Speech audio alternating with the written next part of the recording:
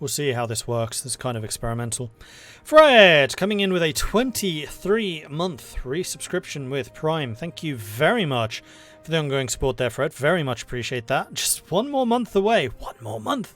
Then you get those superior orange wings. Thank you very much for the ongoing support there, Fred. Appreciate it.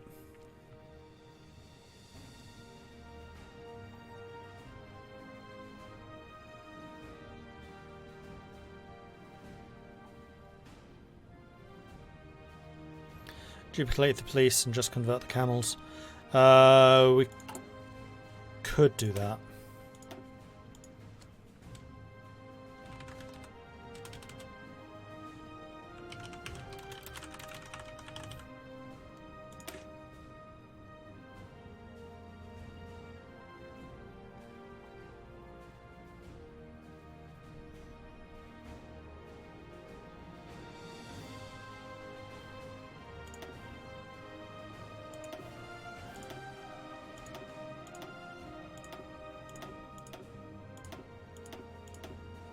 That's what we can afford. So they'll still have military police for now. We'll get rid of that in good time.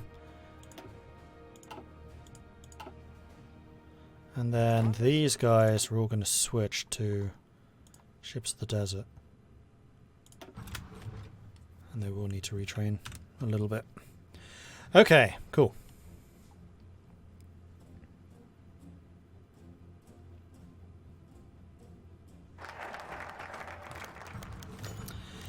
Pole Committee publishes a report headed by Sir Felix Pole, former chairman of the Britain's Great Western Railway. The Pole Committee was tasked last year with investigating possible infrastructural expansion in the MOJ and solve the ever-increasing financial troubles of the Palestinian railways.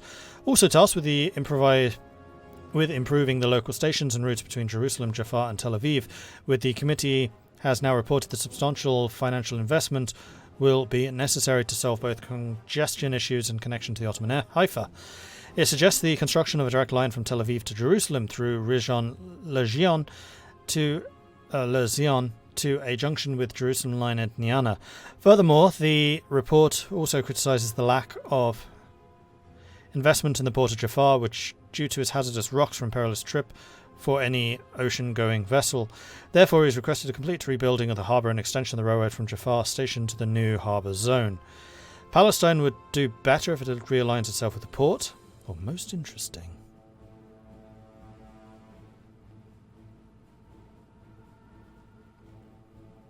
Not sure what either of these options mean.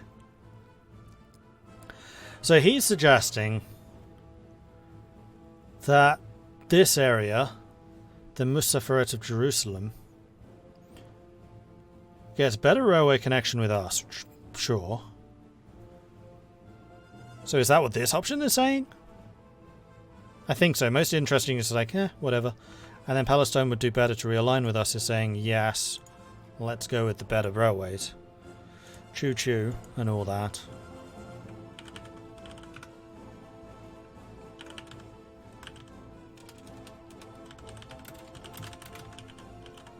And the port is us. We're the Sublime Port.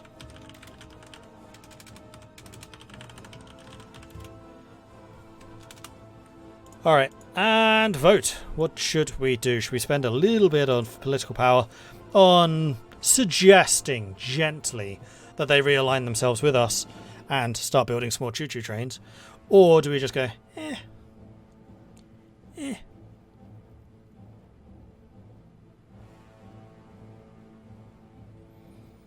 See ya, 0G.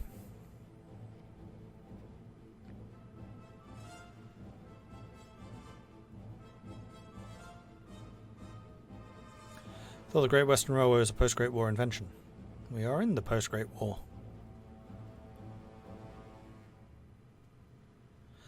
Sandrock wants me to drink some tea. And also Jack the Ripper did earlier too. So that's for Sandrock. And that's for Jack. And did I say that one already? I think I did, but just in case. Omi Muka, thank you very much for the follow. Welcome to the channel. This is even more overwhelming. So 93% of you are saying that they should realign themselves with the port, whereas only 7% said most interesting. Sandrock also contributed 1,000 channel points. Thank you for that. Alright, let's open the Toprak Masulary Offizi. According to law number 3491, this agency will prevent abnormal decrease or increase of the wheat prices against the producers and consumers, to protect and regulate the wheat industry, to import or export wheat when necessary, to monitor wheat production trends and market movements throughout the world, to establish milling facilities and bakeries and locations to be determined, to carry on similar tasks. Bread and circuses. Coup d'etat in Algiers. The thinly veiled military junta of Marshal Philippe Pétain has fallen to a coup d'etat by one of his former allies, General Henri Mordred. The legitimacy of the martial rule has steadily eroded by accusations of nepotism and corruption. An attempt to centralise power in his hands added accusations of tyranny to the long list of grievances against him, precipitating the coup. Pétain is now in custody and General Mordred has been elected head of state. Though he has announced the civil liberties suspended under the previous regime would be restored and promised an eventual return to full democratic rule, the general has announced that, for now, the time present, a committee of national salvation made up of military men, experts and parliamentarians would be created to best implement reforms he feels would be best to retake the French homeland. So, still a republic, the bear. Infantry general is shot up in the ranks during the early days of the Weltkrieg through sheer bravery and ability to lead his men, particularly in the desperate defence of the town of Arras. Close to Marshal Pétain, but a long-time critic of the military establishment, Mordred eventually found himself at the head of a faction of reformers disgruntled with the Marshal and embodying the hopes of those few still in favour of democracy and exile, as he remains a man committed to the Republic and democracy. And his first move as the new president is to improve air production. This is him here. So yeah, he is the Democrat.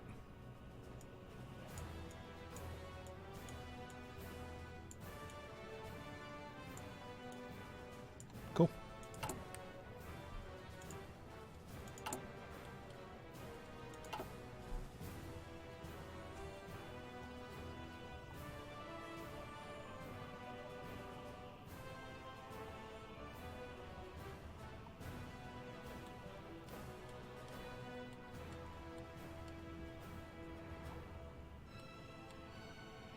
Any idea when this will be on YouTube? Probably soon, as the only series I currently have on YouTube is The Lone Star, and I don't think I'm going to put Twin Mothers up.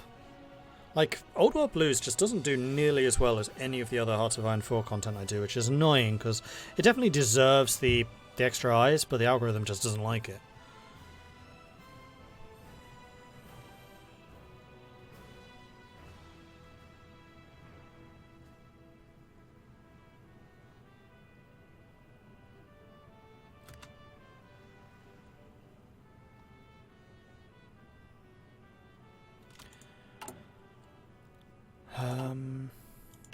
Oh, yeah, we have division restrictions now. I'd forgotten about that. I think I might actually build some more ships in the desert.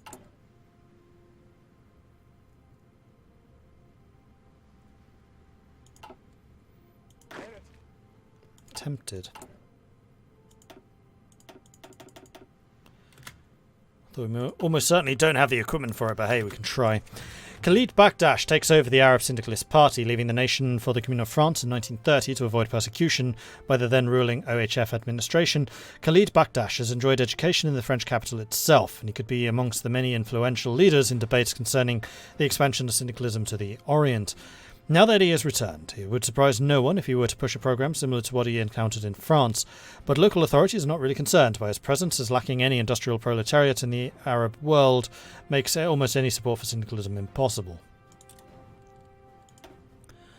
And we do actually have a resistance to occupation at the moment.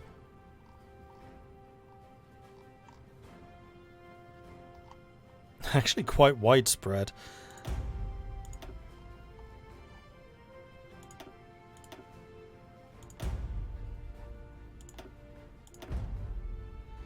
Police force will do. Civilian oversight here will do. Civilian oversight of Greece is not enough.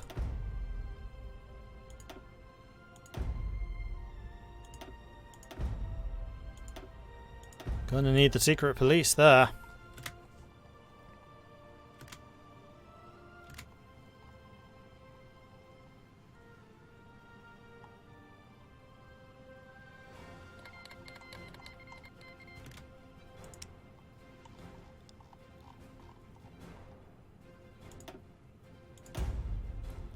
And Saranasia is now actually completely placated, so we can drop you to civilian.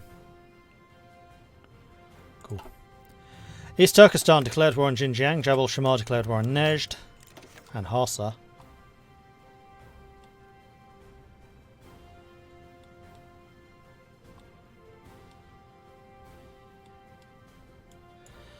After the Weltkrieg and the victory of the Sublime State over the Arab Revolt, we reasserted our hold over the tribal hinterlands of the peninsula.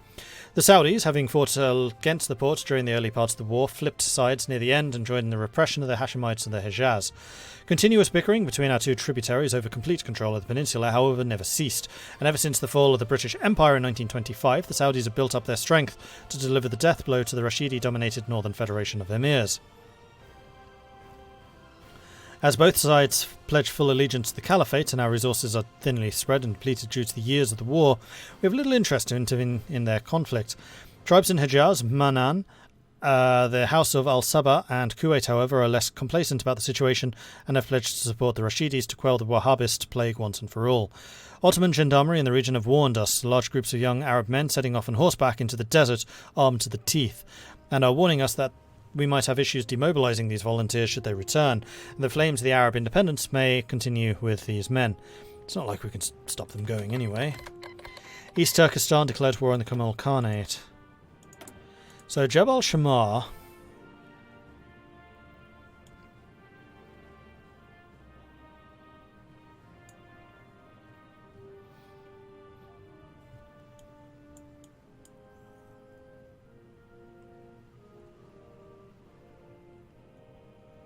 does have some pro-Ottoman stuff versus Nejd and Hausa, which can go Land of Faith, which would be a Saudi caliphate or Saudi hegemony.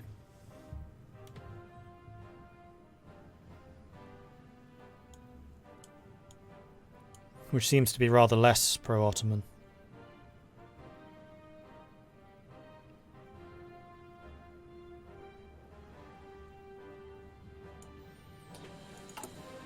So if we wanted to support anyone at Jabal Shammar, you can send volunteers to them.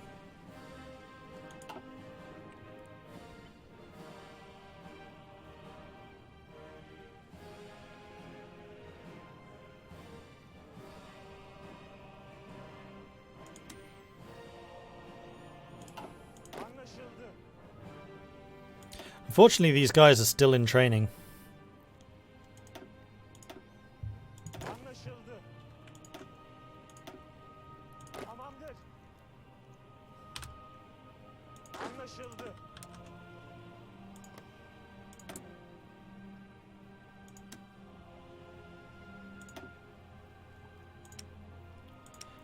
Do I care about air volunteers? Yeah, I may as well. Get some more air experience, why not?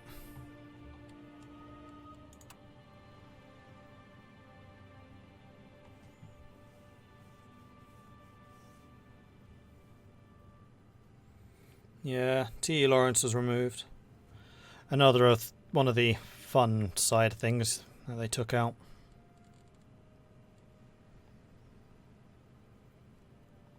They're about to take the capital. I think this is already over.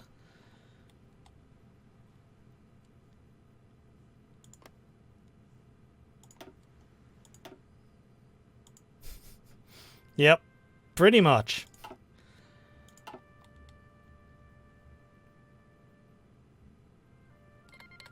Oh, we've arrived. We have no air bases.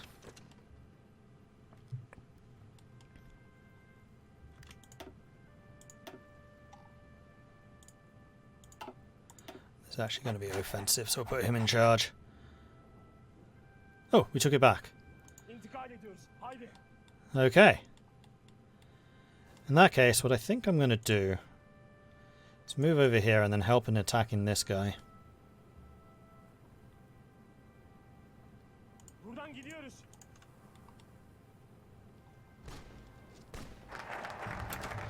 Open the Toprak Masule Ofsi. And with that, we can balance the budget. When the Ottoman Empire collapsed under the strain of the debts it had racked up during the Crimean War, an international organisation called the OPDA, the Ottoman Public Debt Administration, essentially took over the economy. The disgrace and damage it caused remains a vibrant memory in the minds of many Turkish economists who have since sworn to maintain a balanced budget at all costs.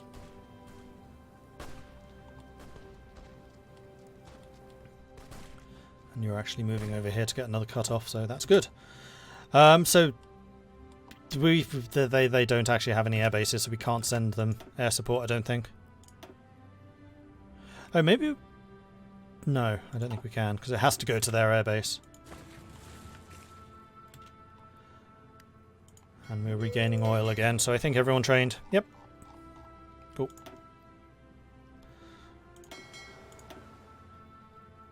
Hussein Rauf Pasha, superior tactician. We have a sea wolf.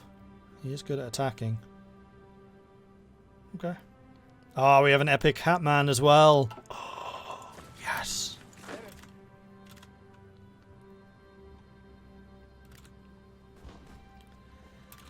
Epic Hatman.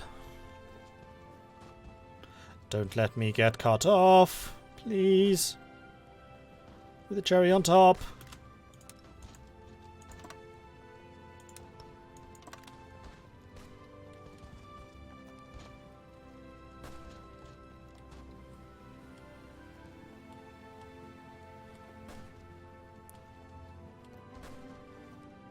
Oh, we just killed 2 of their cavalry.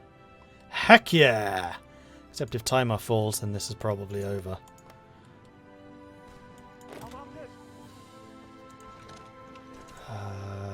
Attack him. Stop him reinforcing.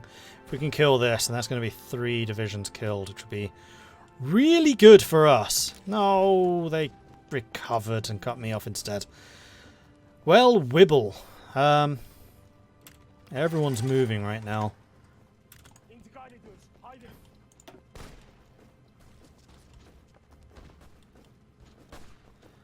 Break through there. I'm going to back out.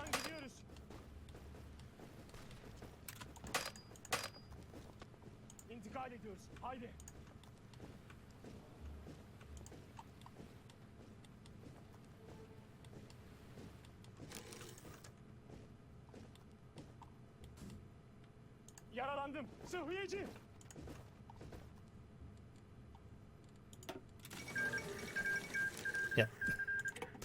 Not a lot I could do there, unfortunately. Drat. We tried.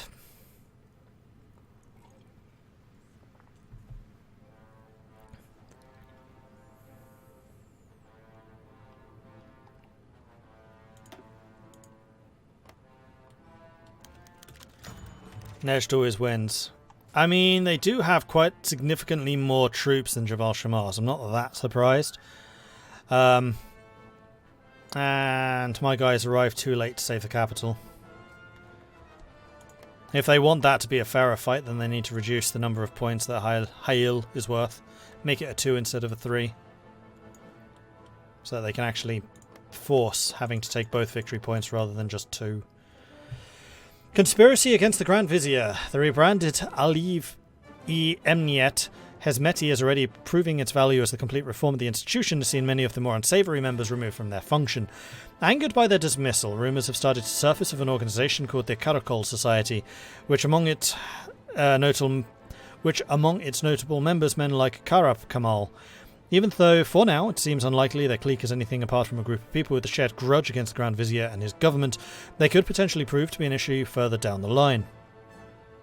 An interesting proposal that's also come from the head of the new Milli Emniyet Hizmeti to use their organisation to the benefit of the party. By keeping constant pressure on its members and their associates, he hopes to have them lash out prematurely and as such be easy prey for his agents. Furthermore, an idea is also circulated to the use of the organisation to fabricate a domestic crisis and as such grant an opportunity to the Grand Vizier to consolidate his authority over the administration. Flush the rats out. Keep tabs on them but refrain from intervening. So do we want to go after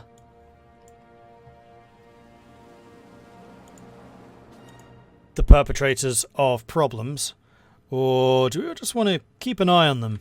Because they haven't made any bad moves yet. And if we go after them and fail, then that could mean more bad things.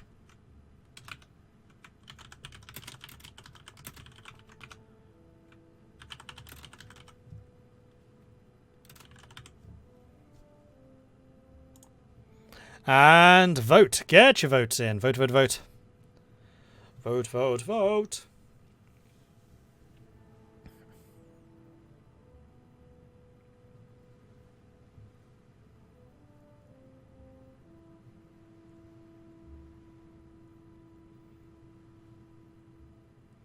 Any interest in playing another co-op game, Conquering History games? Yeah. I agree with Luftwaffle there.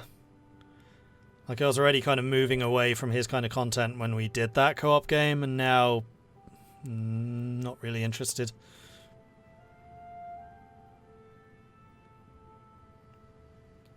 Unfortunately, that's the kind of content which YouTube really likes, so it's probably doing wonders for his channel, but it's not the kind of content I like.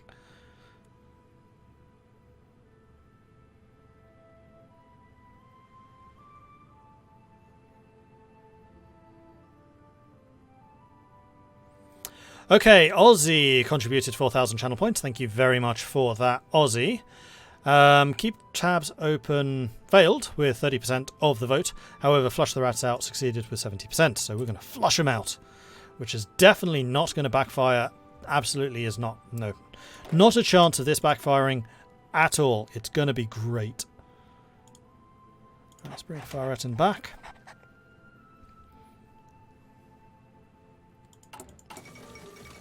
Oh, and these guys have actually started training. Excellent. The legation cities collapsed. Disturbing news came from Shanghai, the total collapse of the rule of the legation council. This news comes in the heels of earlier reports detailing how several unwise financial choices led to a devastating lack of economic confidence in the legation cities, and ultimately the legation cities' bankruptcy. Now the powers that formerly made up the legation council have withdrawn from the institution, and many, primarily the Japanese, Germans and the British, have sent troops to protect the concessions from the approaching Chinese forces. The Shanghai Municipal Council has assumed control of Shanghai and its former neutral region, but the city is now little more than a prize for the great powers, and there are ongoing fights between the German and Japanese-backed Chinese troops in the streets. China fractures even more. Not sure I've seen that happen before. A lot of Hoi players have turned into jokes and memes since YouTube likes it more. Yeah, which is really unfortunate. Like, compared to basically any other game that I cover on YouTube, YouTube already really likes Hearts of Iron.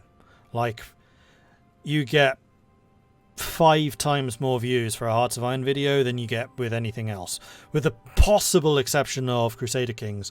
The problem is the Crusader Kings series are just too freaking long. Like the current one, not Game of Thrones. I always call it Game of Thrones because its abbreviation is GOT for me, because Gotland is where it started. March of the Vikings 2 is going to hit 200 episodes. In fact, I stopped it because it was getting too few views at 120 episodes. But Crusader Kings early on did okay. Hearts of Iron still just does significantly better than basically anything. It's kind of annoying, actually, just how bad that is. Co-op game of Marshall, I don't know, I just really want to see someone to do the... I mean, Tin Tuner and I did try to do a GA LEP game. But Kaiserreich multiplayer was just so broken that we suffered constant desyncs. Like, they were constant, like 1 a minute. It was ridiculous. It might be better now, seeing as there's just been an update. I'm not going to hold my breath. But it is something we could certainly revisit. Yeah, that's true.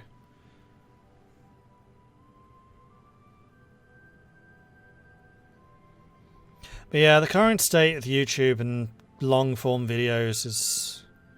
it's in a bad way. It's really hard to do the kind of content I do at the moment and keep getting the views.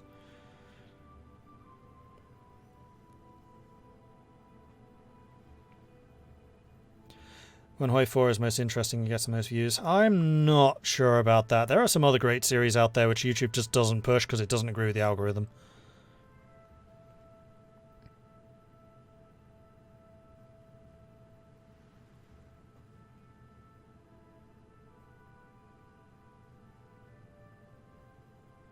Sad to say modded Heart of Iron 3 was stabler than that. Yeah, it was really bad.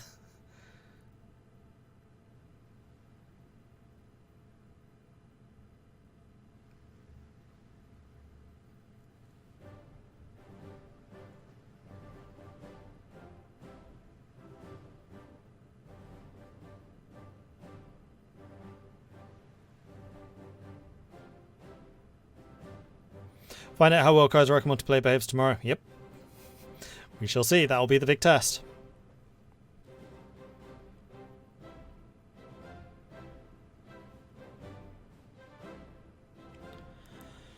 Yeah, when it comes to YouTube, I really don't know what to suggest. Like, the one video which I've done like this year, which has done fantastically, is the top 10 tips for Crusader Kings 3. It's a short, tightly edited video, and unfortunately that is all that YouTube seems to want these days. Like 5 years ago, and unfortunately I started YouTube just after this, was the golden age for long form. Like, that's when people like Quill18 really grew. Like, he massively grew. Marbazir, all of the other like big Paradox YouTubers were during that phase, and unfortunately in the last 5 years it just hasn't been the same, and the very, very tightly edited short videos like Spiff and Brit does are the ones that are really, really pushed. I have no interest in editing. Like, I've seriously been considering hiring an editor, taking my 4-hour streams, cutting them down to a half-an-hour thing, and then posting that up. The problem is, I feel like that's going to require a fairly significant outlay of money to do early on. Yes, it will result in faster channel growth, but I just don't think that at the moment it would be financially feasible for me to do it. And that's the only way that I can really see long-form series working on YouTube, because you're basically cutting it down massively into these far more watchable chunks, which the algorithm will actually push. I also have zero interest in making meme videos. It's just not what I do. And the meme stuff is what tends to be the really tightly edited things. So it's probably just catch-22. You either do the meme stuff, which is highly edited, or you do the long form and then edit it. But I have no interest in doing it myself, and I can't afford to pay an editor to do it for me. But I have very seriously considered that. And if Twitch grew enough where I could basically use the money from Twitch to offset the cost for the early days of that, then I'd do it. Or I can just wait until YouTube changes again, because every couple of years YouTube switches what their algorithm does. And all it takes is them to tick a box or pull a lever or sacrifice a hamster to the right gods for long form to work again.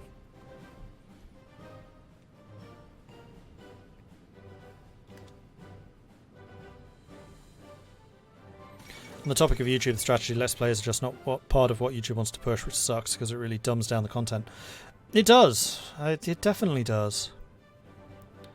Royalist victory in Siam. Sporadic fighting died down in the streets of Bangkok today as the Royalists finally took control of the city, forcing Loang Praditmumentham and other Republicans to hastily board a ship bound for Saigon. While prominent members of the royal family who previously dominated government have officially refused to take office at this time, huzzah, they do continue to hold immense power. They are likely to increase their control over King Prajanhifok after the disaster of his failed democratic reform. Pradipok and future Siamese monarchs will almost certainly be guided away from democracy in the future. A step backwards towards absolute monarchy. Orange Kessler, thank you very much for the Prime subscription. Welcome to the Modlings. Thank you very much for that.